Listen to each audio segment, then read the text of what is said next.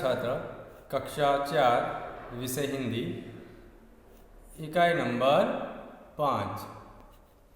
दम्मक दम्मक आता हाथी। दम्मक दम्मक, दम्मक यानी तेज, जोश, जोश के साथ। हाथी कैसे आता है? जोश के साथ आता है। वह बहुत बड़ा, शक्तिशाली और बहुत बड़ा प्राणी है। ठीक है, तो हाथी कैसे चलता है? जोश के साथ, दम्मक दम्मक चलता है। यह एक सुंदर कविता है, बड़ी प्यारी कविता है। आइए हम इस कविता के बारे में सीखते हैं। और इसके कवि का नाम है प्रयाग शुक्ल। क्या नाम है? प्रयाग शुक्ल। ये भी आपको याद रखना है। तो कविता के शुरुआत में पहला कवि परिचय है। कविता में क्या है, किसके बारे में है, इसके बारे में भी बताया है। तो सबसे पहले हम तो उसके बारे में परिचय प्राप्त करेंगे। जैसे कि यहाँ पर कवि के बारे में है, प्रस्तुत कविता प्रसिद्ध रचनाकार श्री प्रयाग शुक्ल द्वारा रचित गई है। प्रस्तुत, प्रस्तुत यानी यहाँ पर जो कविता है ये, અહીંયા જે કવિતા આપી છે તે। प्रसिद्ध रचनाकार, रचनाकार એટલે रचना करनार। कविताની रचना કોને કરી છે? प्रयाग शुक्ल। तो कविताना कवि कौन છે? प्रयाग शुक्ल द्वारा रचित गई है। रचित यानी रचना की गई है, कविता बनाई है। कविता कोने लखी है? प्रयाग शुक्ल। आपका जन्म, आपका यानी किसका? प्रयाग शुक्ल का। आपका जन्म, ई और स, ई और स लिखा है तो इसका क्या अर्थ है? तो ई यानी ईस्वी, स यानी सन, ईस्वी सन 1940 में कोलकाता में हुआ था। ये आपको खास याद रखना है। इसके जन्म के बारे में है। कविता का कवि प्रयाग शुक्ल है और इसका जन्म ईस्वी सन 1940 में कोलकाता में हुआ था। ये तीन बात आपको याद रखनी है। कवि का नाम तो प्रयाग शुक्ल, इसका जन्म 1940 और कहाँ पर हुआ था? कोलकाता में हुआ था। साहित्य की विविध विधाओं पर सशक्त रूप से लेखनी चलाई है। साहित्य, साहित्य यानी जो आप पढ़ते हैं ना, कि इसमें कविता है, कहानी है, नाटक है। कविता એટલે તમે તો જોયું છે, કવિતા વિશે જાણો છો, બરાબર? કહાની, કહાની એટલે વાર્તા। નાટક, નાટક તો જોયું જ હશે, બરાબર? તો આ અલગ અલગ પ્રકારની વિધા, વિધા એટલે પ્રકાર છે એના। દરેક ક્ષેત્ર પર પ્રયાગ શુક્લએ લેખની ચલાઈ એટલે લખ્યું છે। કલમ, પેન, આ દરેક રચના એને કરેલી છે। बच्चों के लिए आपने बहुत उल्लेखनीय रचनाएं लिखी है। बच्चों के लिए એટલે બાળકો માટે, સૌથી વધારે બાળકો માટે એમણે સાહિત્ય લખ્યું છે। અહીંયા प्रयाग शुक्ल विषे परिचय आप्यो छे। तमारे एने तैयार करवानो छे। एनुं नाम याद राखवानुं छे। एनो जन्म ईस्वीसन 1940 अने क्या थयो हतो? कोलकाता में थयो हतो। तो आ 3 वस्तु खास याद राखवानी छे। हवे अहींया तेमणे कया क्षेत्रमां केटली रचनाओ लखी छे तेना विषे छे। आपके 9 काव्य संग्रह, काव्य संग्रह शब्द पर खास ध्यान आपजो। काव्य संग्रह, तो काव्य संग्रह कोने कहेवाय? कविता ने नहीं, पण कविता तमारी आ तमे जोई छे, बराबर? दम्मक दम्मक आता हाथी केटली छे? एक ज छे। पण आवी केटली बधी कविताओना संग्रह होय एने एक ज ચોપડીમાં લખી હોય, એકથી વધારે કવિતાઓ, એને એક કાવ્ય સંગ્રહ કહેવાય। તો એવા કેટલા કાવ્ય સંગ્રહ લખ્યા હતા? 9। એટલે વિચારો કેટલી બધી કવિતાઓ લખી હશે। 5 લઘુ કથા સંગ્રહ. લઘુ કથા એટલે નાની વાર્તાઓ. નાની વાર્તાઓનો સંગ્રહ કેટલા છે હમણાં? 5. 3 ઉપન્યાસ. ઉપન્યાસ અત્યારે તમારે નહીં આવે, જ્યારે તમે 7મા 8મામાં જશો ને ત્યારે ઉપન્યાસ વિશે તમને ખબર પડશે. ત્યાં ઉપન્યાસના કેટલાક અંશ આપવામાં આવ્યા છે, બરાબર. ઉપન્યાસ એટલે કોઈ પણ એક ક્ષેત્ર હોય, કોઈ એક વ્યક્તિ હોય, એના વિશે શરૂઆતથી લઈને અંત સુધી બધું જ અંદર વર્ણન તેનું કરવામાં આવ્યું હોય. આ એક આત્મકથા જેવું જ છે, પણ આત્મકથામાં વ્યક્તિ પોતે પોતાને લખે છે, બરાબર. અહીંયા કોઈ એક ક્ષેત્ર, કોઈ એક સ્થાન ઉપર પણ ઉપન્યાસ લખી શકાય, કોઈ એક વ્યક્તિ ઉપર પણ લખી શકાય. એને દરેક વસ્તુ તેમાં આવરી લેવામાં આવે છે. એક મોટું નાટક, પણ નાટકમાં શું હોય છે? ડાયલોગ હોય, બરાબર, સંવાદ હોય, જ્યારે ઉપન્યાસમાં ના હોય. એક કલા પુસ્તક. કલા એટલે ચિત્રકલા, સંગીત કલા, બરાબર, કલા છે. તો એવું એક કલા પુસ્તક લખ્યું છે. सत्यजीत रे पर एक पुस्तक प्रकाशित है. इसके अतिरिक्त पत्रिका. पत्रिका એટલે જ્યાં દૈનિક, સાપ્તાહિક આવે છે ને, સંગ્રહ, નાની નાની ચોપડીઓ, તો એને શું કહેવાય? પત્રિકા. કા સંપાદન ભી કિયા. સંપાદન એટલે એનો લખવામાં એનું સહાયક ભૂમિકા રહી હોય, એને છાપી હોય, એને સંપાદક કહેવાય. આ બધા ક્ષેત્ર પર પ્રયાગ શુક્લએ પોતાની કલમ ચલાવી, એટલે કે પેન ચલાવી, એટલે કે લખ્યું છે. તો यह था कवि परिचय. प्रयाग शुक्ल, जन्म ईस्वी सन 1940 कोलकाता में हुआ था. इतनी बातें आपको याद रखनी है. अब बारी आती है कविता की, काव्य की. कविता का शीर्षक क्या है? धम्मक धम्मक आता हाथी. हाथी कविता के शीर्षक में ही एक प्राणी का नाम है. कौन से प्राणी का नाम? हाथी. ऐसे भी पूछा जा सकता है कि कविता के शीर्षक में कौन से प्राणी का नाम है? तो कविता के शीर्षक में हाथी का नाम है. हाथी आप सबने देखा है. कैसा होता है? बहुत बड़ा प्राणी है, भारी भी होता है, वजन भी उसमें ज़्यादा होता है. ठीक है, आप इसे उठा सकते हैं? हाथी को नहीं उठा सकते. हाँ, खिलौने का है छोटा सा तो उठा सकते हैं. खिलौना का उठाएगी ना, लेकिन ये खिलौना नहीं है. हम बात करते हैं एक सचमुच के प्राणी हाथी के बारे में. इसका वजन इतना ज़्यादा होता है तो हम इसे उठा नहीं सकते हैं. तो आइए देखते हैं कविता. यहाँ पर साथ में चित्र भी है, इसलिए आपको इसे याद रखने में भी सहायता होगी.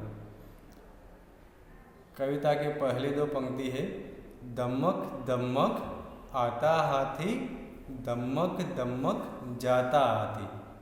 तो यहाँ पर क्या कहा है? दम्मक दम्मक. दम्मक यानी जोश के साथ, तेजी से, तेज गति से. हाथी बहुत जोशीला प्राणी है, तो जोश के साथ आता है. कैसे आता है? दम्मक दम्मक या दम दम आता है. आप किसी भी तरह से आप लिख सकते हैं.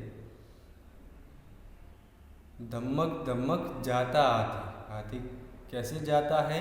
दम्मक दम्मक, जोश के साथ. तो हाथी है वह जोश के साथ आता है और जोश के साथ जाता है. तो यहाँ पर 2 शब्द है, आता और जाता.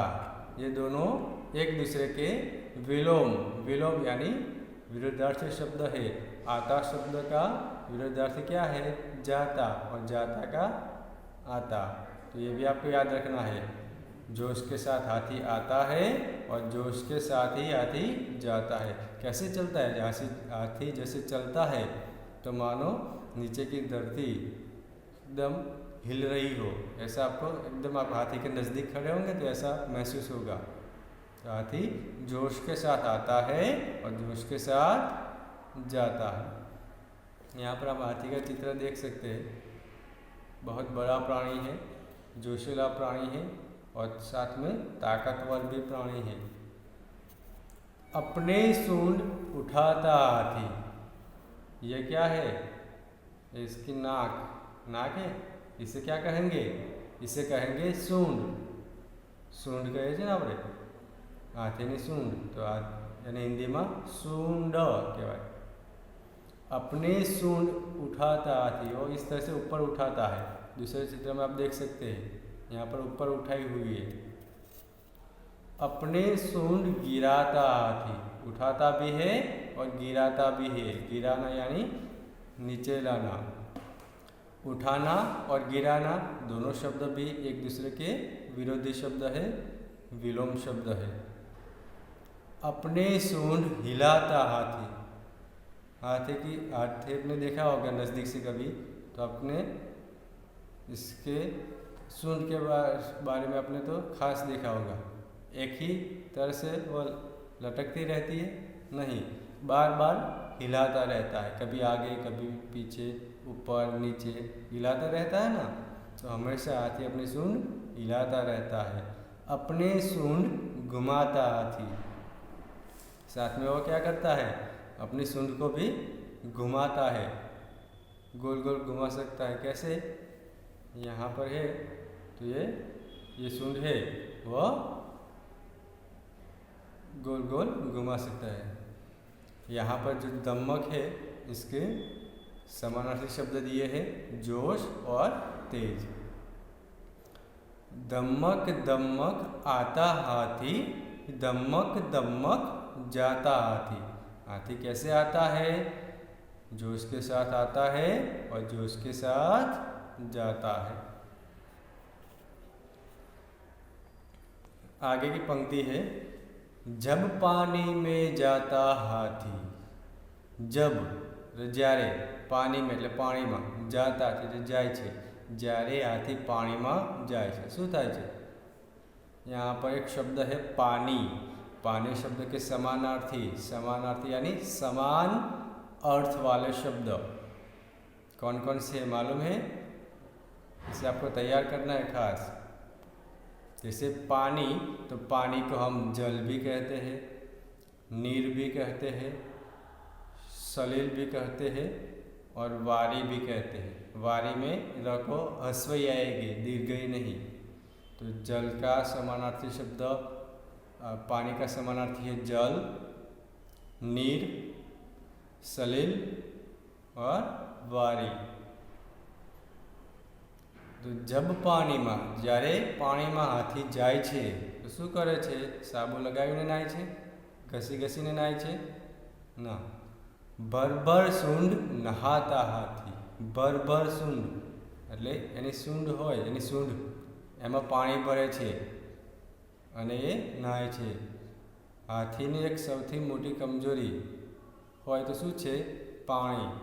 પાણીને જોઈને એ ગાંડો તૂર બની જાય છે, કારણ કે એને પાણી બહુ જ પસંદ છે। પાણીને જોઈને મસ્તી કરવા લાગે છે, એટલે પાણીની અંદર જાય છે, એની સૂંઢમાં પાણી ભરે છે અને એ પોતાના ઉપર ઉડાડે છે।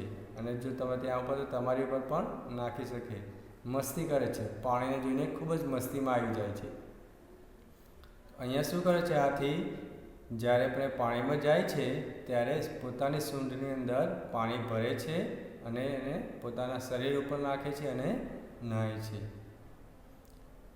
ચિત્રમાં જુઓ, એની સૂંઢમાં શું છે? શું લઈને જતો દેખાય છે? केला, केड़ा, बराबर। कितने केले खाता हाथी, यह तो नहीं बताता हाथी। हाथी કેટલા કેળા ખાઈ શકે? કોઈને કહે છે કે હું 5 કેળા ખાઉં, 10 કેળા ખાઉં? 5, 10, 15 કેળા તો એને પ્રસાદી જેવા લાગે, ચટણી કરી જાય એટલા કેળાની। તો હાથીનું શરીર જોયું હશે તમે, બરાબર? શરીર પ્રમાણે એનો ખોરાક હોય ને, કેટલા બધા કેળા ખાઈ શકે છે। તો અહીંયા એટલા માટે જ કવિતામાં કવિએ કહ્યું છે कितने केले खाता हथी એટલે કેટલા કેળા ખાય છે એ તો કોઈને કહેતો જ નથી. यह तो नहीं बताता हाथी એટલે ક્યારેય બતાવતો નથી અને આપણે ગણી પણ ન શકીએ. એનો કહેવાનો અર્થ એ છે કે હાથીનો ખોરાક વધારે હોય છે. બરાબર.